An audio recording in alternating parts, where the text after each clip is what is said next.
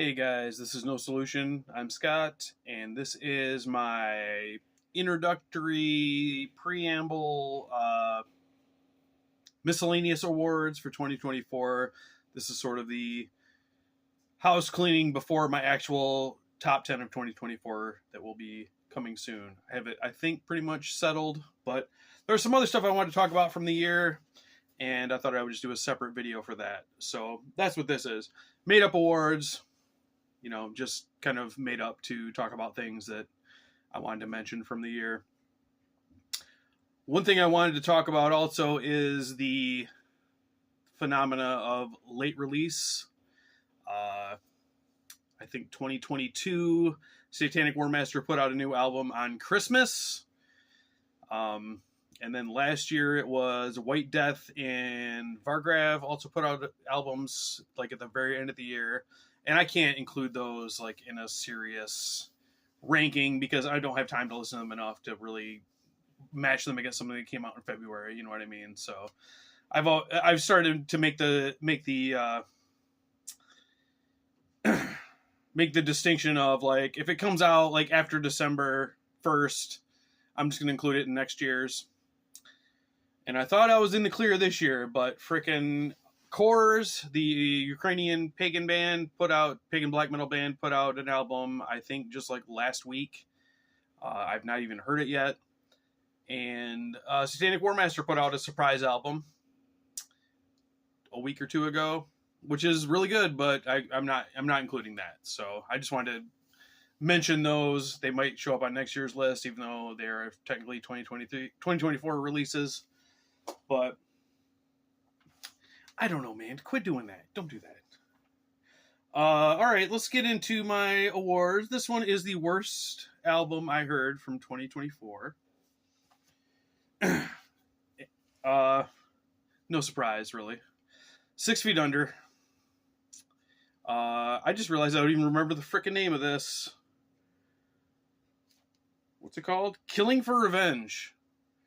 There we go. And I realized me bitching about this album is kind of hypocritical because when 72 Seasons by Metallica came out, I made a video kind of poking fun at people who were mad about it. And my point was kind of like, well, what did you expect? They're not going to make Master of Puppets again. If you bought it and you're mad, it's on you. Well, I bought this. I wasn't mad. I guess, it's the kind of thing, like, I'm not angry, I'm disappointed. But what was I expecting? Old Chris Barnes has not been himself in his prime in quite a while, and yeah, this sucks, man. It's terrible. So this is my pick for worst album.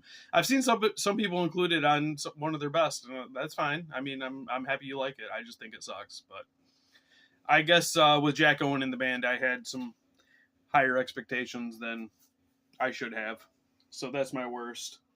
Kind of a group here of albums that I got too late in 2024 to really, I think, fairly assess and rank amongst the other things. If you're familiar with Hell's Headbangers, they have a 10 CDs for $50 sale. They update periodically. They haven't updated it in a couple of years, but they updated it this year. And whenever they do, I try to grab most of the Hell's Headbangers releases that I haven't heard, just because I like the label in general and enjoy checking their stuff out, even if it's not always stuff that's to my taste. But so I just got these like a few weeks ago. I think they're all really good, but I don't have enough time to digest them to really include them in a list. So the first one is the Lurking Corpses. Their new one called Lurking After Midnight. Really fun, kind of horror punk. There's some death metal influence in there too in some songs. The lyrics are quite offensive, I guess you would say. But yeah, a really fun band, and a band that I've always liked, but I never thought as an album band they've never really grabbed me. I think, but of the albums I've heard, I think I've heard most of them. I think this is one of their stronger ones. So I really enjoyed listening to this, but again, got it too late. And then the rest of these are all death metal, which is strange because spoiler alert, I have a lack of death metal on my year-end list, but I really enjoyed all these.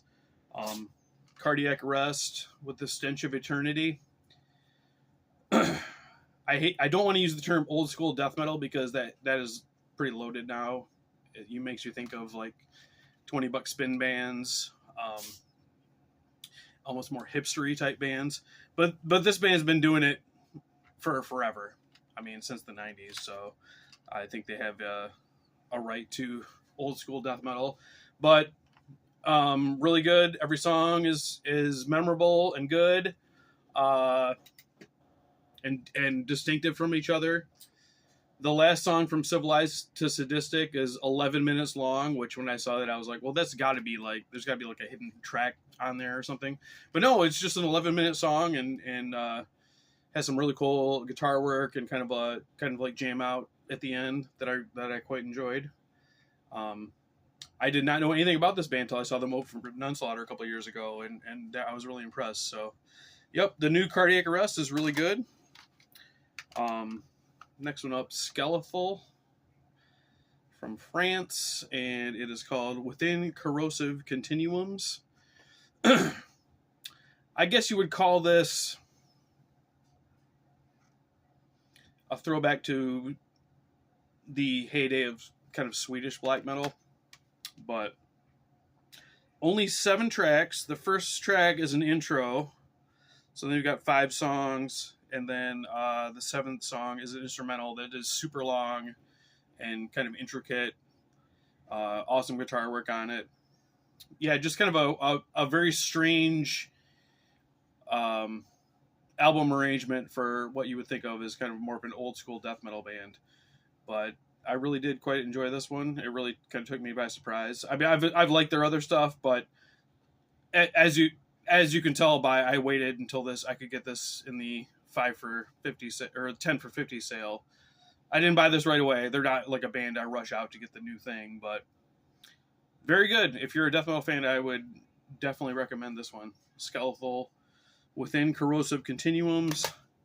And then this one I almost put on my list because I really, really, really like it, but I didn't think it was fair because, again, I got it so late.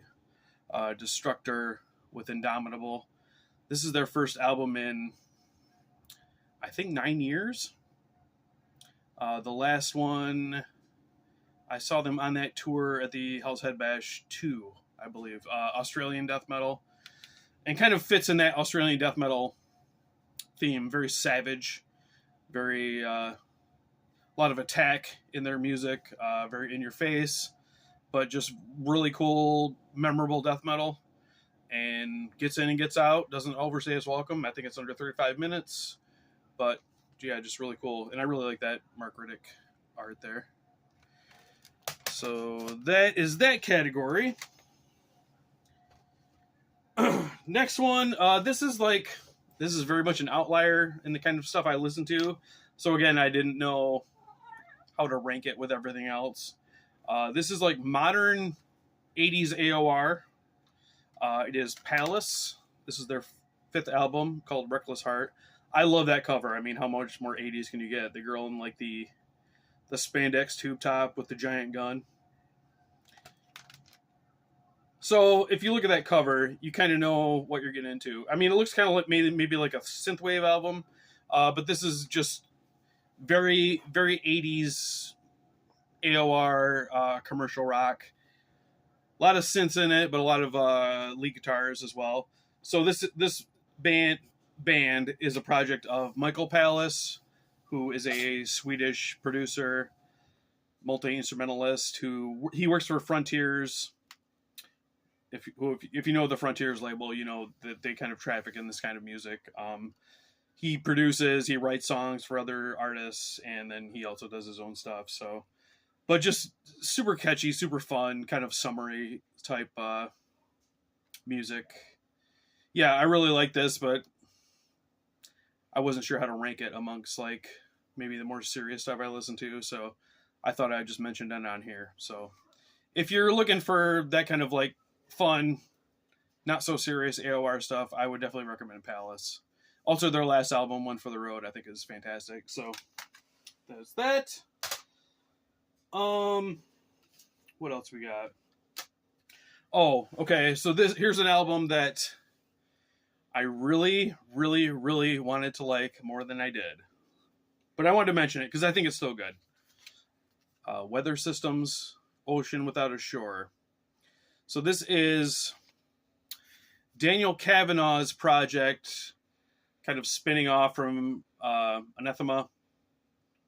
Anathema is broken up officially, and Daniel continued this. He named the band after an Anathema album, Weather System, which is one of my favorite Anathema albums. So that right there kind of hooked me in. And he's one of the main creative forces of Anathema, so I was hoping for like a continuation. And when the first time I heard this, I was over the moon. I was so excited. Like, this is the album of the year. And I messaged Jeff from Gas Masks and Hand Grenades because I know he's a big Anathema fan. I was like, oh, this is perfect. This perfect continuation of Anathema. And he kind of like outlined, he wasn't as enthusiastic as me, and he was outlining his problems with it. And it kind of stuff that I think I would have gotten to on my own, but it kind of like, yeah, okay, you're right. Like, this isn't quite right. And this is, so it kind of didn't stand up after that first like rush of enthusiasm. I started noticing kind of the flaws in it.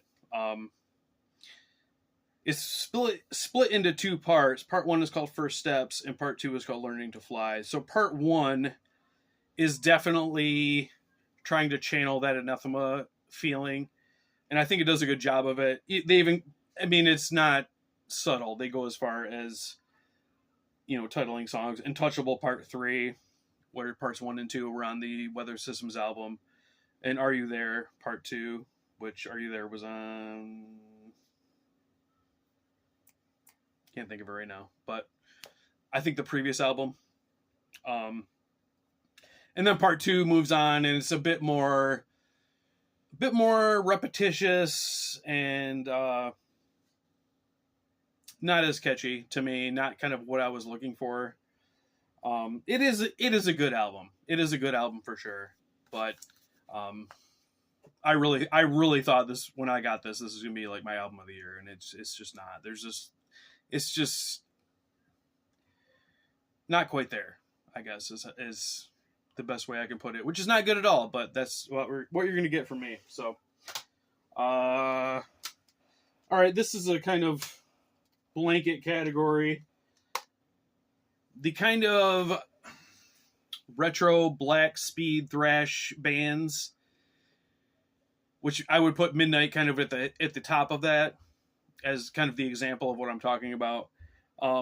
I've got 4 releases this year that would kind of go in that category, and I couldn't really pull out one that I thought was the best. Like, I liked them all, but none of them kind of like got to that next level where I thought they needed to be in my year-end list. But I thought they're all good enough to talk about.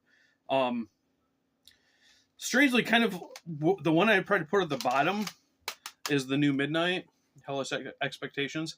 I really, really like it. I mean, Midnight's one of my favorite bands. I've dedicated videos to them. I think it's really good. But it's like under 25 minutes and 10 songs, and I think like 4 of them aren't that good. So,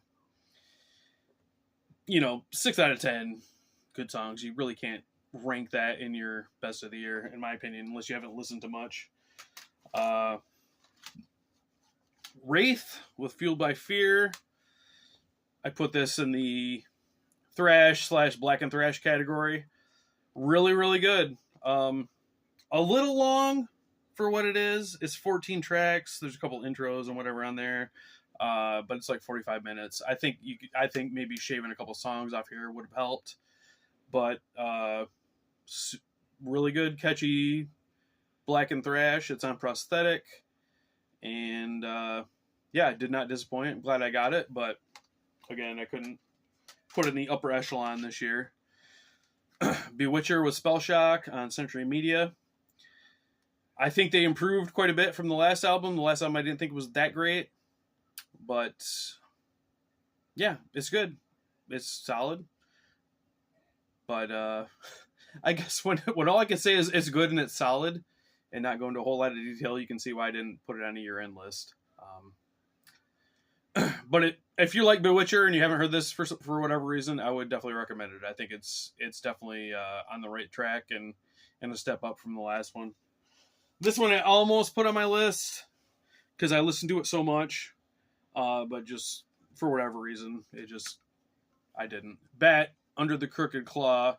So this, I guess you would place this as a side project of Municipal Waste, because two of the three guys are in Municipal Waste, and I'm not that familiar with them other than being sort of a crossover type band.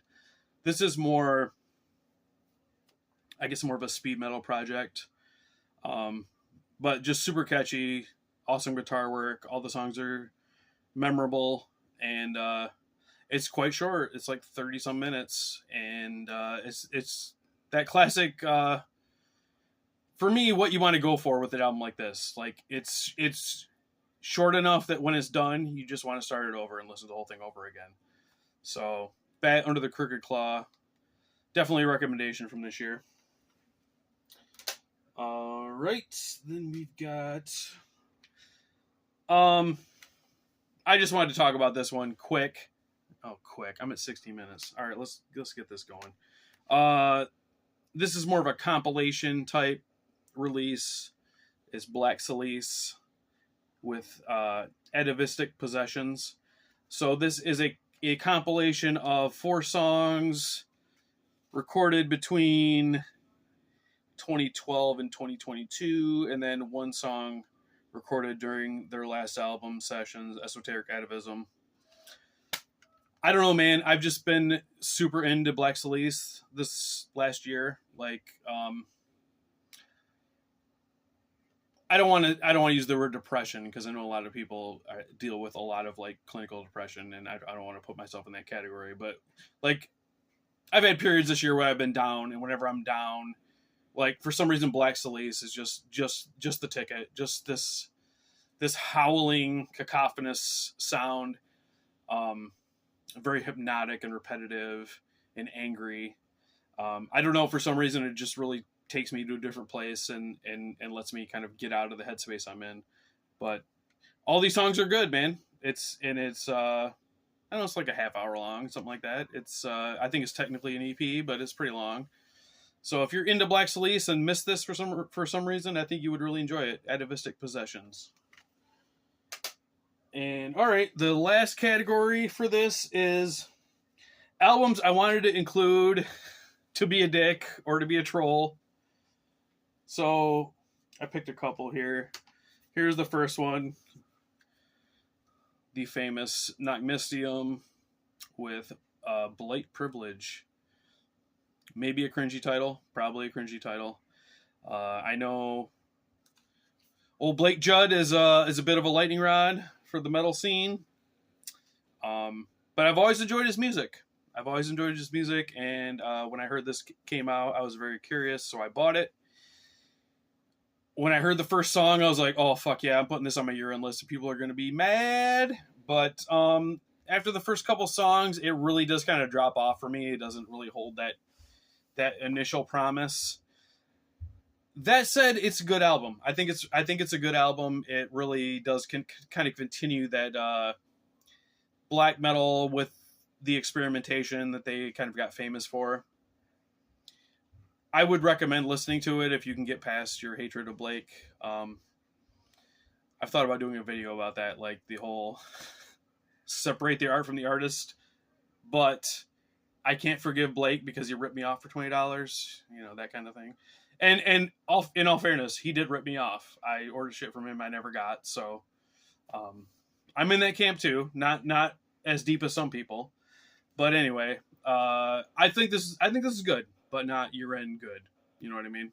So check it out if you can get past your hatred of the rip-off heroin junkie Blake Judd. My last one that I thought would be funny to include is, here it is, Tay-Tay.